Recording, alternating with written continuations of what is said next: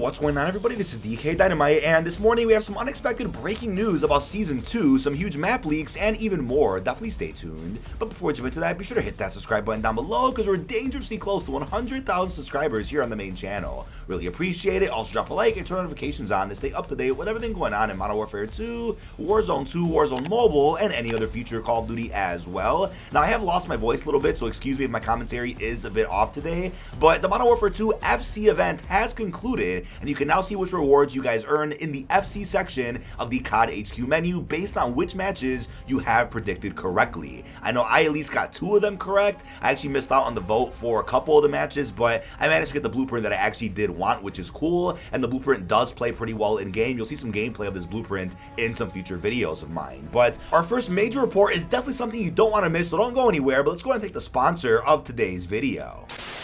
Now, tonight's video is sponsored by Opera GX, the world's first gaming browser. You can download it for free right now using the link in this video's description, and if you play games as many hours as I do, then you'll find a lot of great features out of Opera GX. First off, this is a free VPN. You can control your privacy and security with the integrated VPN itself. There's also an ad blocker that you don't want to use on my videos, right?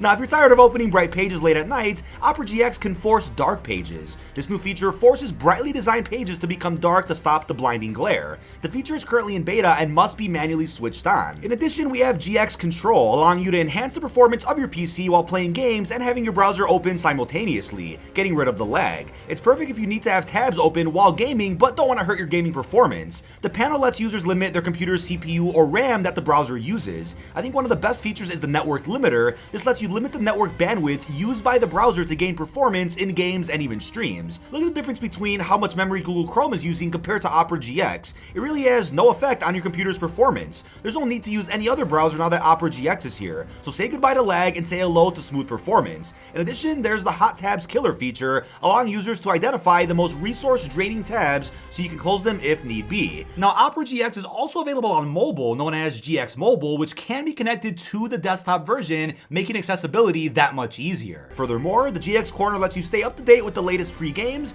as well as the best deals on the market for cheap, affordable games, the newest releases, and the latest gaming news all in one place. You can connect your Twitch account by logging in on the sidebar to receive notifications whenever a streamer you follow goes live. In the settings, you can also add additional apps to the sidebar, such as Twitter, Discord, Facebook, WhatsApp, and even more. There's a bunch of visual design customization as well. The default art style is dark with colorful neon accents, but you can customize the browser by changing the wallpapers and any of the colors that you'd like. Now, if this sparked your interest, you can download it for free right now using the link in the video's description or pinned comment, and be sure to comment down below letting me know you downloaded it, and I'll certainly reply back. Thank you to Opera GX for sponsoring tonight's video. Now, back to the video. It looks like somebody on the inside has leaked out clear as day images of Season 2 from Modern Warfare 2 and even Warzone 2. So I can't show the images on screen for obvious reasons, but the Season 2 logo is indeed red, has the character of Ronin on it from MW19. Rose is also on the artwork along with another operator known as Nova. Those 2 people are already in the game, but this looks like it's going to be a Japan-themed season. If you guys look at the images, they are all over Twitter, all over Reddit. Now, the reason I say this is an inside job is because it doesn't just make any logical sense for cover art to be leaked this soon for Season 2, which doesn't begin until February 1st. At the time of recording this video, we don't have any official marketing or anything really for Season 1 Reloaded, which comes out on December 14th, so it's pretty shocking that this is already leaking out. And keep in mind, none of the Season 2 material was data mined in any way from the usual suspects. This was just straight up posted by people out there who somehow had access to these images behind the scenes. And what you'll also notice is that it just says Warzone on it, not Warzone 2. So I wonder if at some point later in the year they're gonna start ditching the whole Warzone 2.0 name and just start calling it Warzone, since that's kind of what it is anyway. And the older version of Warzone is now called Warzone Caldera, so maybe that's what they're gonna be leaning towards at some point in the future. But what's also wild here is that in the background of this cover art, you can see the multiplayer map known as Castle that was in World at War and beautifully remastered over in Call of Duty Vanguard. That's a Treyarch map, so I'm like, wait a second, we're gonna get a Treyarch map in Modern Warfare 2 multiplayer. That's shocking. So does this mean that that greatest hits rumor that came out from the Ghost of Hope not too long ago, was that wrong? Because that rumor had claimed that we're going to be seeing a catalog of maps from Infinity Ward, Treyarch, and Sledgehammer added to Modern Warfare 2 at some point next year. What if that's not the case though, and what if they're just going to end up adding in a couple of maps from each developer into Modern Warfare 2 over the course of this year, and possibly a year or two if that exists for this game? So that's definitely something to think about, because we haven't seen a new map added to multiplayer during Season 1, and I understand why, because hey, if they don't add in Shipment and Chew House, all they're going to be seeing in the comments everywhere on their social media is add Shipment, add Chew House, I want a camel grind, the new maps suck. So I'm glad they got those out the way during Season 1, and since Season 1 came out very shortly after the launch of the base game, I'm okay with them saving any new maps for future seasons. Now, with the fact that the Katana is being held in this cover art, it is certainly possible that the Katana could release as a melee weapon at some point in Season 2. Again, that's just speculation, but you know, I just want there to be surprises for Modern Warfare 2 DLC, and so far the leaks haven't really been that bad for this game. Major props to Infinity Ward and all the other devs involved in the development of this game for keeping a lot of things under wraps. Obviously there's going to be leaks, people data mine things, I'm fully aware of that, but as long as we don't repeat what happened during MW19, where quite literally everything from the subtitles of the campaign leaked out to where there were no surprises, as long as we avoid that, we'll be fine. So hopefully this is the last batch of quote-unquote Season 2 leaks for some time, even though it's likely that some things are probably going to be slipped into the Season 1 Reloaded update that hint at future content for Season 2. But wait, there is more. There's an image also floating around that reportedly shows a look at the Resurgence map for Warzone 2.0. Now, obviously Charlie Intel also said they're not sharing it directly due to potential DMCA and copyrights, but the map appears to be smaller than Rebirth and will have DMZ support based on the leaked image. So the image itself does look like it's more of a mock-up of what the map is going to be laid out like. I don't think it's the actual attack map in-game. I also don't think the map is even fully developed yet, and I doubt this map is coming out with Season 1 Reloaded or even Season 2. I would have to guess maybe Season 2 Reloaded or some point after that, but you never know. They might be very far along in development with this map to the point where it comes out relatively soon. I do feel like Activision wants to pump out a Resurgence map ASAP, not because Warzone 2 isn't successful. I think the player count is obviously very successful for Al Mazrah, and they've even claimed that as of a couple of weeks ago, right? They've had the most amount of people ever playing matches of Warzone, buying the full version of Modern Warfare 2, but I do think there will come a point in time where everyone out there is like, alright, Al Mazrah is good and whatnot, but we need Resurgence back, right? Rebirth is unplayable through the Warzone 1 application, it's only Caldera now. Rebirth is going to be coming back to Warzone Mobile, but what about a Resurgence map for Warzone 2? So this is going to be the answer to that. But as it says in the leaked images, I also can't show you on screen, but you can find it literally everywhere on the internet.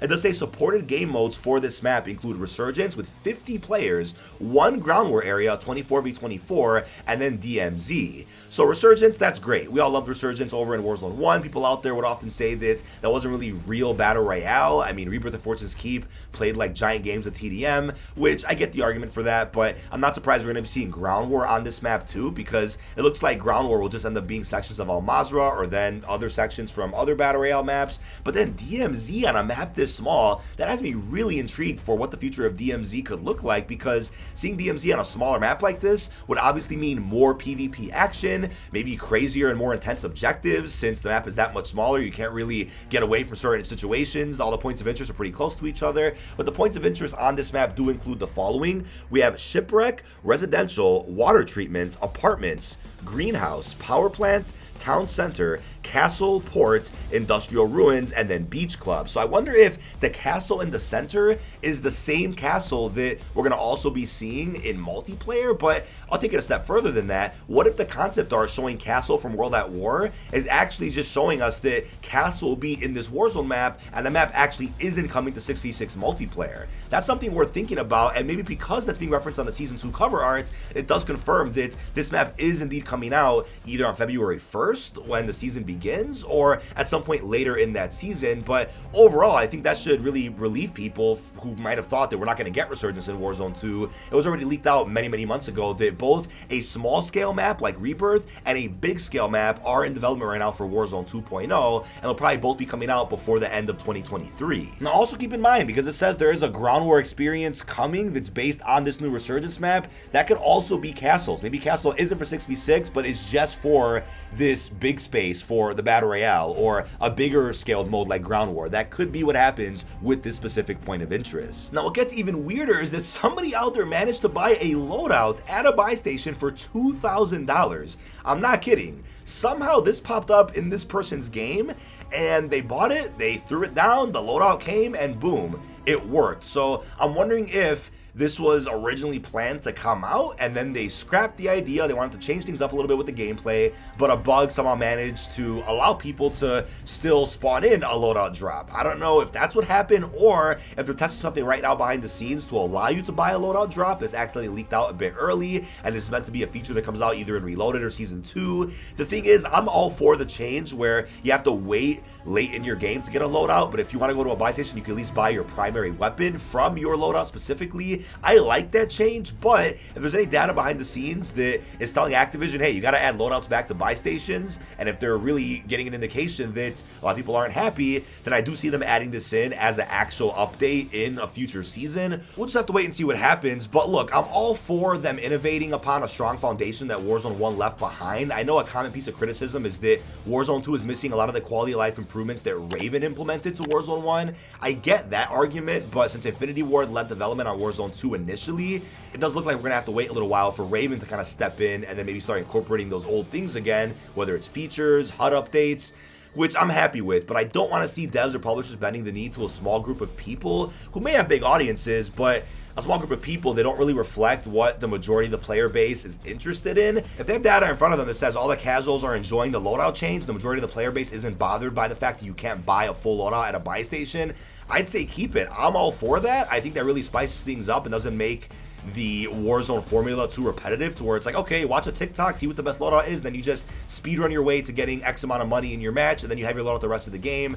I like the change a lot, but hey, if they end up changing it back to what it used to be, I'll just adapt because that's what we have to do with Warzone. But that is about it. This has been dkdynamite. Leave our thoughts down below in the comment section. Once again, apologies for all my voice sounds here in this commentary, but what are your thoughts on the unexpected breaking news about Season 2? How are you feeling about the map leaks for Castle, what could be a multiplayer version, or just the fact that Castle is within the new Resurgence map? And also what are your thoughts on everything else we discussed. Really hope you've enjoyed, and peace out, everybody.